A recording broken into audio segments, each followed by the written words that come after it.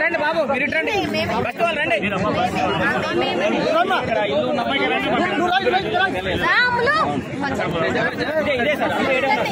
తమ్ముడు మీరు రండి, సార్తో మాట్లాడండి.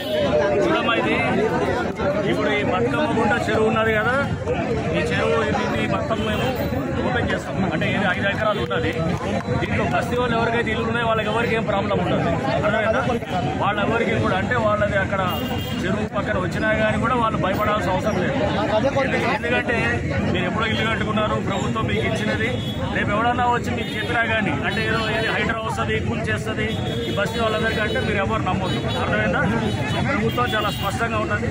పేదవాళ్ళకి ఎక్కడ కూడా హైడ్రా అనేది చిన్న సమస్య కూడా చేయదన్నమాట.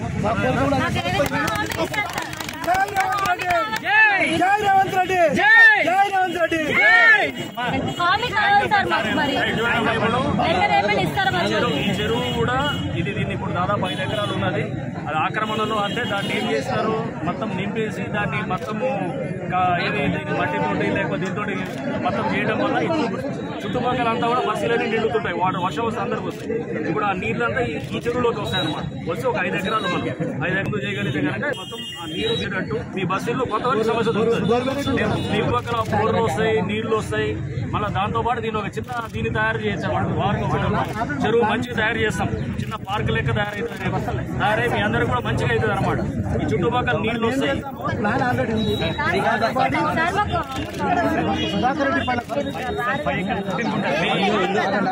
అంతవరకే మీ ఇల్లు టచ్ కూడా చేయరు, నీళ్ళు ఎక్కడ కూడా టచ్ ఆ చెరువు వరకు 5 ఎకరాలు.